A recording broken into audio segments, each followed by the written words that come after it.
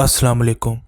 हज़रत लूत अलैहिस्सलाम की कौम हम जिन्स परस्ती की बदकारी में मुलव्विस थी, जिसकी वजह से इन पर अल्लाह का अजाब नाजिल हुआ और तमाम बस्ती को सफ़ाई हस्ती से मिटा दिया गया। इसके बाद भी वक्तन फ़वक्तन कई जगहों पर यह गुनाह इज्तमाही तौर पर जारी रहा, मगर हालिया माजी में इसको मुनज़्ज़म और बैनुल अक़वामी तौर पर परवान चढ़ाने के लिए आलमी ताकतों ने बाकायदा तहरीकें चलाईं और दूसरे ममालिक को ज़बरदस्ती इस पर अमल पैरा करने के लिए दबाव और मुख्तलिफ़ हरबे इस्तेमाल किए हैं। हमारी आज की वीडियो इन्हीं तहरीकों के बारे में है कि कब और कैसे इस गुनाह को बाकायदा तहरीकों के ज़रिए आहिस्ता आहिस्ता परवान चढ़ाया गया। होमोफाइल मूवमेंट दुनिया भर में 1950 की दहाई से शुरू हुई, जिसका मकसद जिनसी अक़लीतों की हमायत और नुमाइंदगी करना था। अमेरिका और बरतानिया मरकज़ी ममालिक हैं जहां से हम जिन्स परस्तों की मूवमेंट यानी LGBTQ ने ज़ोर पकड़ा और पूरी दुनिया में यह गलीज़ इनकलाब बर्पा हुआ। सबसे पहले हम अमेरिका में हम जिन्स परस्ती की तहरीक पर नज़र डालते हैं। 1924 में हेनरी गर्बर, एक जर्मन इमिग्रेंट ने शिकागो में सोसाइटी फॉर ह्यूमन राइट्स की बुनियाद रखी, जो यूनाइटेड स्टेट्स में हम जिन्स परस्तों के हकूक़ की पहली दस्तावेज़ी तंजीम थी। होमोफाइल मूवमेंट से मुराद लेस्बियन और गेज़ के हकूक़ के लिए मकामी, कौमी और बैनुल अक़वामी समाजी और सियासी तहरीक है, जिसकी पैदाइश दूसरी जंग अज़ीम के बाद 1950 के आसपास हुई। 1960 की दहाई तक हम जिन्स परस्ती की हरकत को गैर अखलाकी और गैर कानूनी समझा जाता था, मगर 1969 में न्यूयॉर्क स्टोनवॉल शराब खाने पर पुलिस के साथ संगीन झड़पों की वजह से आहिस्ता आहिस्ता हुकूमत को हम जिन्स परस्तों को खुली आज़ादी देनी पड़ी। इस वाक़े के बाद इसी तरह की दूसरी तंजीमें भी शेर हो गईं और इन तहरीकों की तादाद तेज़ी से फैलना शुरू हो गई। 1970 में पहली गे प्राइड परेड शुरू की गई, जिसका आगाज़ स्टोनवॉल से ही किया गया। इसके बाद ये परेड आज तक दुनिया के मुख्तलिफ मुल्कों में हर साल की जाती है और अब पाकिस्तान भी इन ममालिक में शामिल है। आहिस्ता आहिस्ता हम जिन्स परस्त सरगर्मियों पर पाबंदियों के कवानीन को ख़त्म कर दिया गया है। लेस्बियन, गे, ट्रांसजेंडर और बाइसेक्सुअल अफराद अब फ़ौज में खुलकर खिदमत अंजाम दे सकते हैं और हम जिन्स परस्त जोड़े अब तमाम 50 रियासतों में कानूनी तौर पर शादी कर सकते हैं और बच्चों को गोद ले सकते हैं। 1970 की दिहाई में LGBTQ तहरीक को दर्जा बदर्जा हुकूमती लेवल पर परवान चढ़ाया जाने लगा। हुकूमत और सुप्रीम कोर्ट ने इन लोगों के मज़ीद फलने फूलने के लिए इनके हक़ में कई कानून बनाए। हुकूमती सतह पर इनको मुलाज़मतें दी जाने लगीं, पब्लिक और पॉलिटिकल ऑफिस में इनकी नुमाइंदगी नुमाया होने लगी।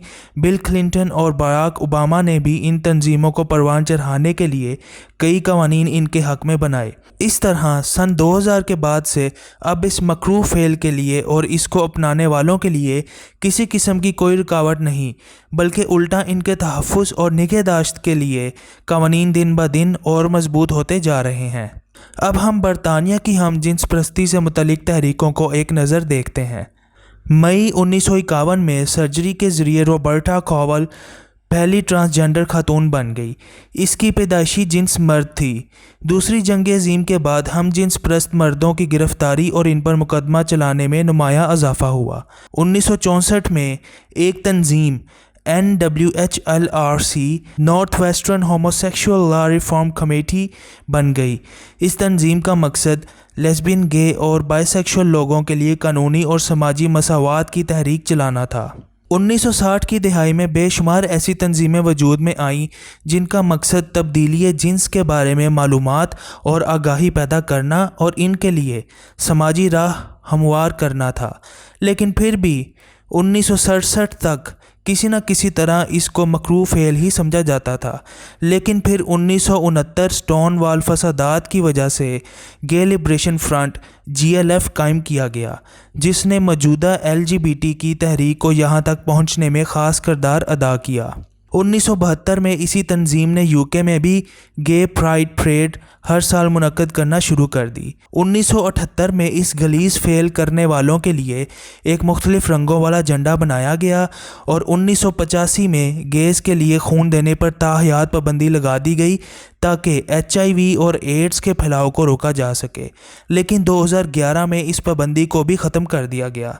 1988 में मकामी हुकूमत की जानिब से एक कानून पास किया गया جس کے تحت مقامی اہلکاروں کو اس بات سے منع کیا گیا کہ وہ ہم جنس پرستی کو اسکولوں اور عوامی سطح پر فروغ نہ دیں۔ 1990 کی دہائی میں اس مکروہ فعل کے حق میں طرح طرح کے قانون پاس کیے گئے۔ سن 2000 کے بعد LGBT سے متعلق لوگوں کے لیے آرمی میں بین اٹھا لیا گیا۔ 2002 میں ہم جنس پرستوں کو مساوی حقوق دے دیے گئے۔ 2004 میں ٹرانسجینڈر لوگوں کو مکمل قانونی شناخت دے دی گئی کہ وہ اپنی مرضی سے جنس چن سکتے ہیں اور نیا برتھ سرٹیفکیٹ بھی لے سکتے ہیں۔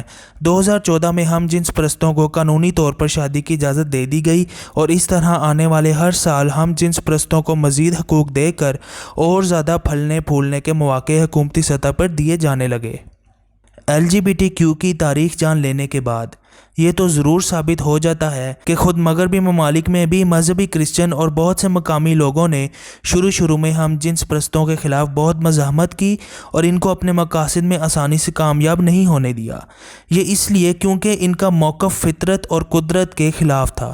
کوئی بھی عام انسان جب پہلی بار ان کے موقف کو سنتا تھا تو اس کو بہت کراہت محسوس ہوتی تھی، لیکن جیسے جیسے وقت کے ساتھ ساتھ نئی نسل پروان چڑھی تو حق آزادی رائے کا فائدہ اٹھاتے ہوئے ہم جنس پرستوں نے اپنی مہمات جاری رکھیں اور لوگوں کو برین واش کرنا شروع کر دیا۔